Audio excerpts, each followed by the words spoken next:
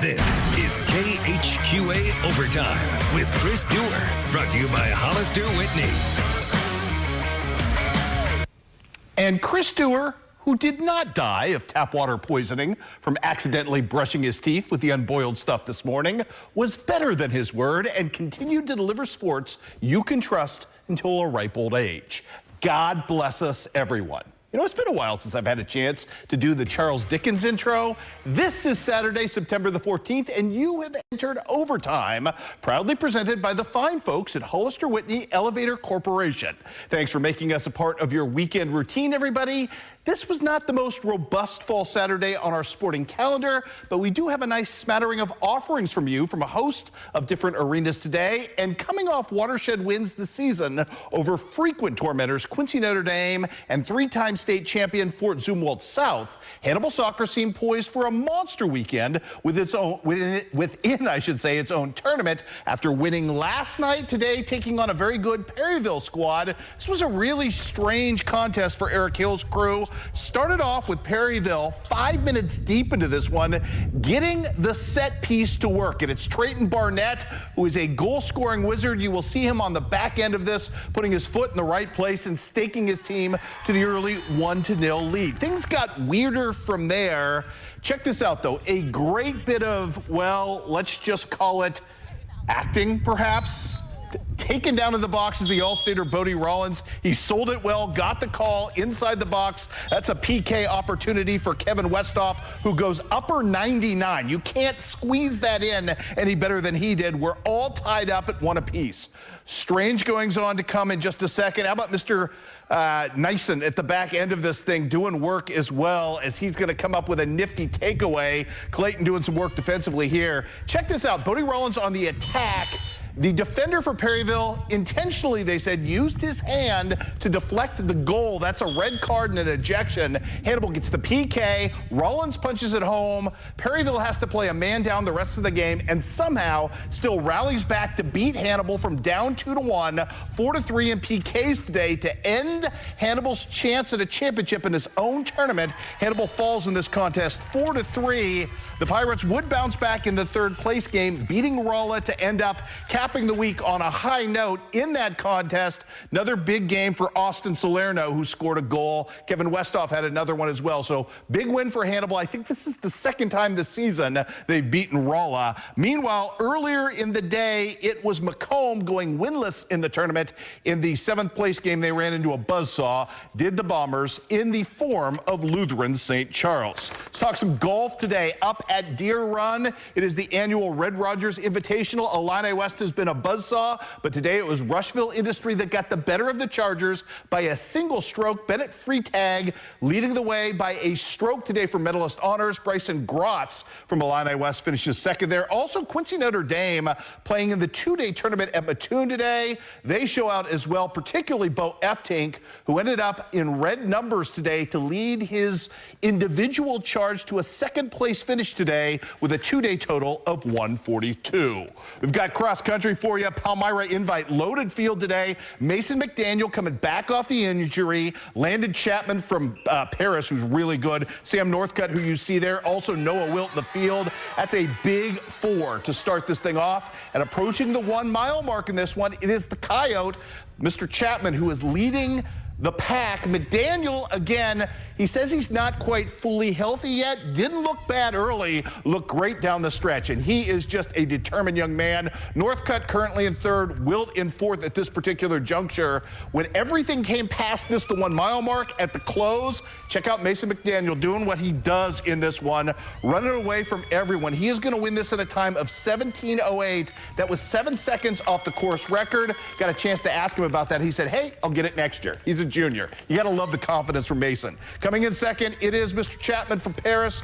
Your third place finisher on the day, Sam Northcutt from Mark Twain, who finished in a time of 18:15. Noah Wilt from South Shelby would finish in fourth place at a time of 18:29. It was Jacob Schneider of Brashear going 18:34 in fifth. Wesley Summers of Palmyra would come in at 18:53 to take 7th place on the day. There was a pack right here that also included Garrett Hopkey of Van Far, 9th place as well to Cooper Seaton of South Shelby. South Shelby wins the team title on the boys' side with a 45. Monroe City 2nd with a 77. Clark County was 3rd with an 87 as well. Other cross country today at the Porta Invitational. I'll get to that in a second. Let's start off with the Hallberg Invitational at Lanphier today. That was won by Quincy High School, or actually the Quincy High School boys finished 2nd, a very good showing for them, led by Eli Poe today, who finished in a time of 16:17. But as you can see, I believe the Blue Devils had 5 finishers today within the top 18, so not a bad showing in that one for Quincy High School. Now on to the Porta Invitational. That was won today by Quincy Notre Dame, as the Raiders run out to a big win today. Illini West, by the way, finished 3rd in this as well. The Pride of Pleasant Hill was the local in that competition. Lane Hubbard running a time of 17 minutes flat to take 3rd place. Joseph Warning from Quincy Notre Dame was 6th overall, and Chase Mudd from Illini West ended up finishing 7th in that one. Let's go to the girls' side of things from Palmyra today. And you know what? This was kind of a fun race, and obviously we're going to talk about Monroe City an awful lot this season and the huge number of girls that are out running. Really a surging program with a lot of great freshmen, including some pretty darn good runners as well in the sophomore class. Pick it up early in this one. It is Anna Russell, the freshman, in 1st currently at this time.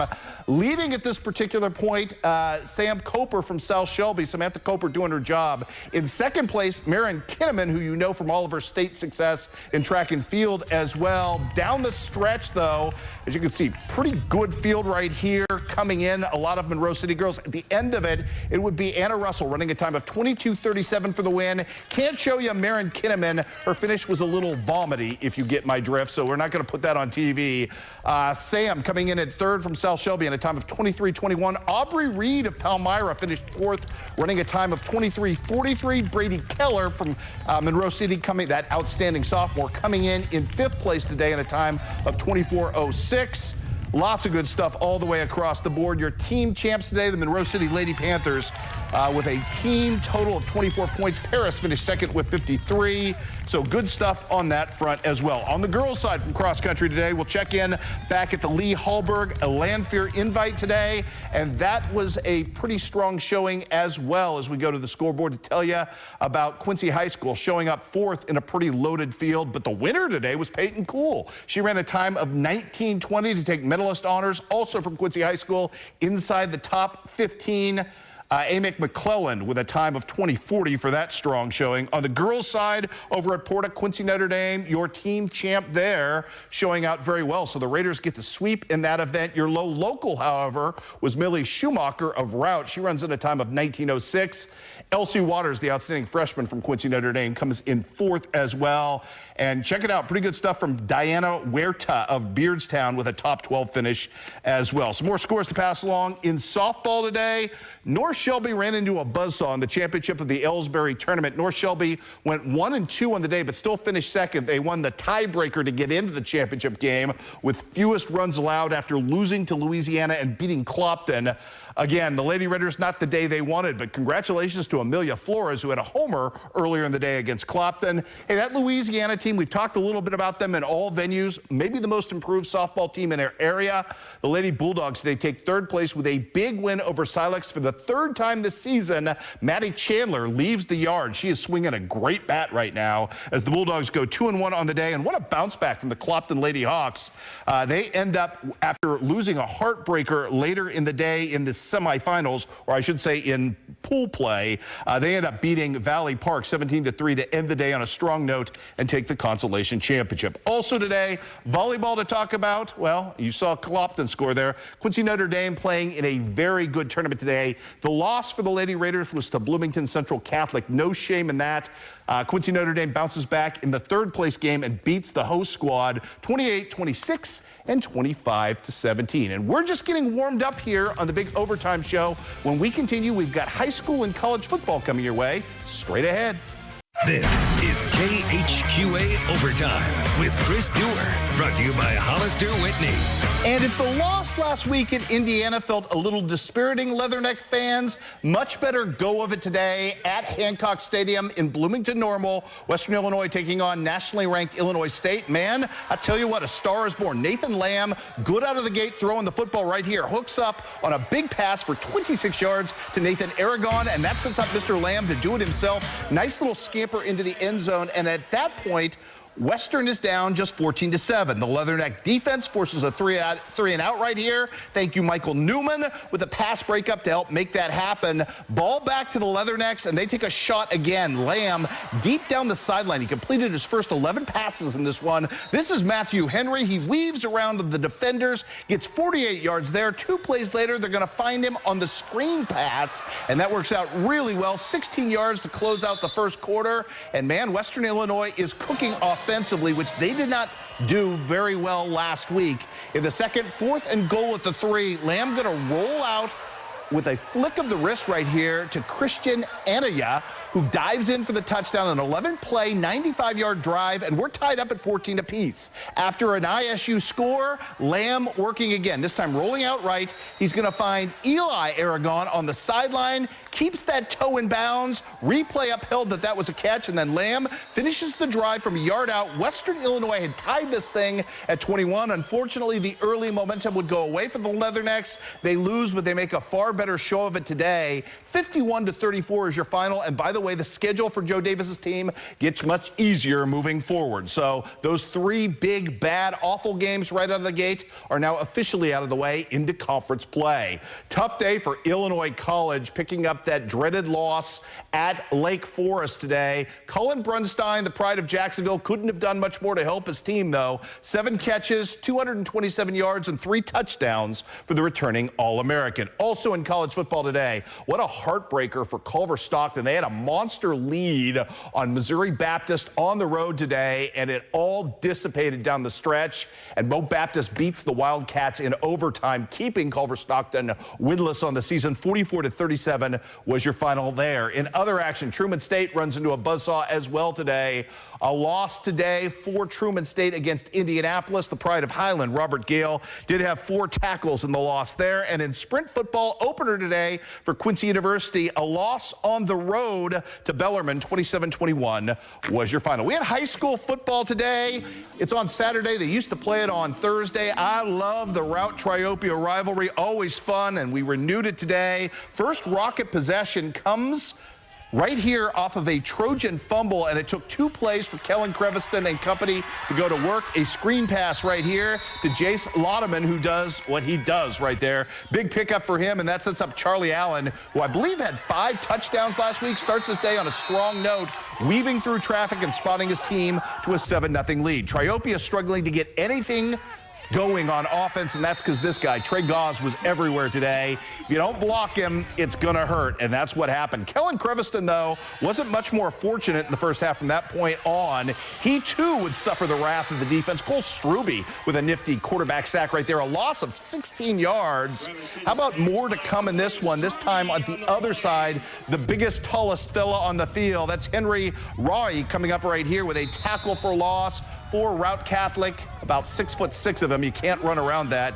He's pretty darn good. Triopia returning the favor as this got much more defensive early on. Avery Nethery with a pretty good quarterback sack on Creviston as well.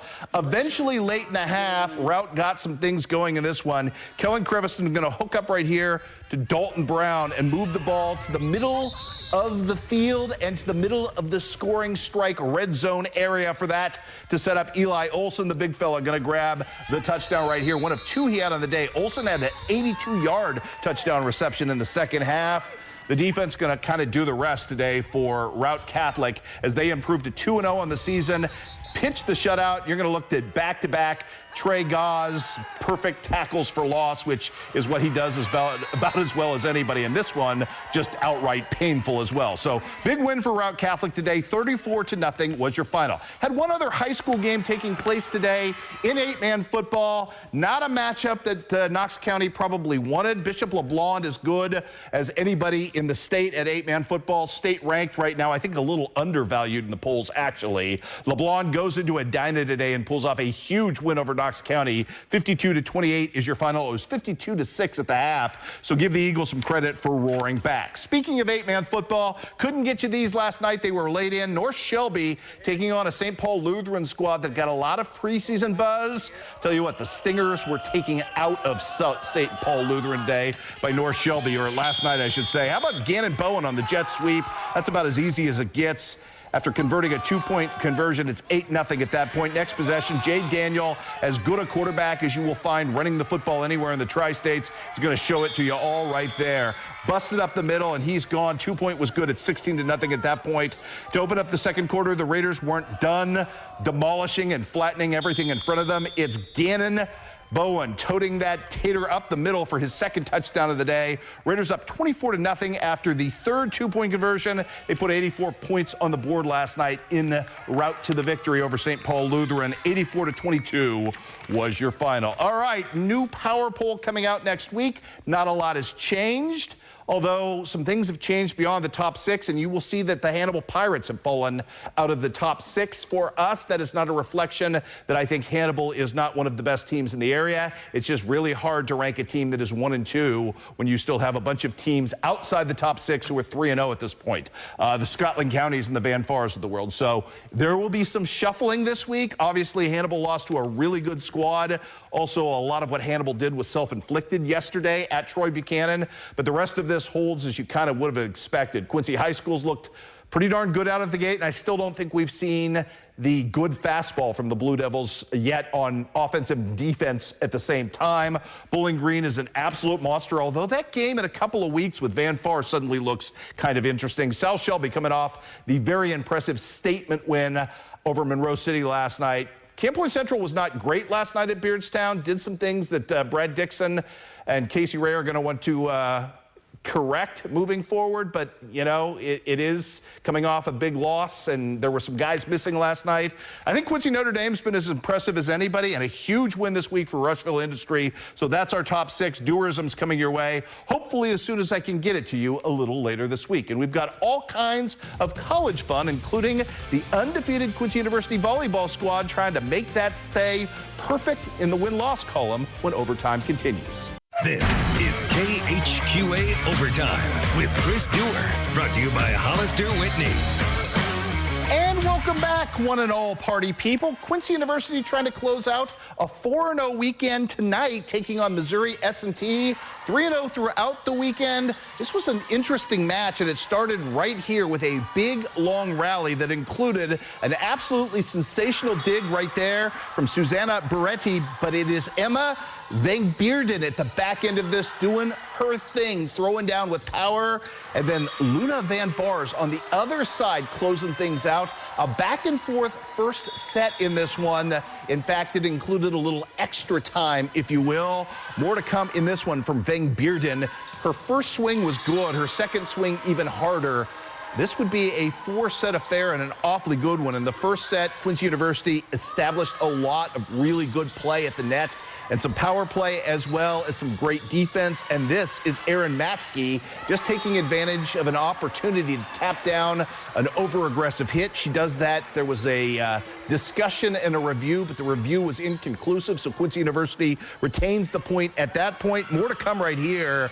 A good serving run from Michaela Eckel, and it would be helped by a number of different teammates on the floor, including Susanna Beretti yet again, who had not one but 2 big attacks right here coming up as she would do the job. As you would see, the defense really good at the net as well. A lot of blocking opportunities, and Beretti going to close this out right here with a nifty kill. We'll get to her in just a second. You might have seen this very same looking play last night, a little volleyball deja vu as Samantha Hansen comes up with the big block. When it's all said and over tonight, Quincy University wins 29-27 in that first set and wins 3-1 to make it 4-0 on the weekend and to remain undefeated. More volleyball now. Former Quincy Notre Dame star, Emma Hoeing back in town as part of a very talented Maryville squad. The true freshman playing a lot. This was not her best match of the weekend. In fact, I believe she had 13 kills yesterday in one of her matches, taking on Winona State in this one, who's really good. But Emma did have 5 kills, including the 2 you're about to see here. 3 of which happened apparently right after I walked out the door, I was told. That's my luck as a videographer. It happens. But good to see Emma doing some great work, obviously representing Quincy and Quincy Notre Dame very well. And obviously, she was not too young for the moment, obviously, all of this weekend. So neat to keep track of what she's doing, and good luck to Miss Emma moving forward with the rest of the season. A couple of other scores to pass along on the day. As I mentioned, Quincy University went undefeated. Earlier in the day, they beat Malone in straight sets, 3-0. Also, something I didn't get a chance to mention last night in the hail of all the football scores, St. Louis University soccer, who we showed you last week in the bronze boot game. Our guy Tanner Anderson with a goal last night, the former Quincy Notre Dame product, as St. Louis goes on the road and beats Portland 2-0. Tanner Anderson again picking up a goal, so picking up where he told you he wanted to. Stay aggressive, stay locked in the moment, and do what you can off the bench and make yourself invaluable. And obviously Tanner did that last night. And we'll have more overtime coming your way straight after this.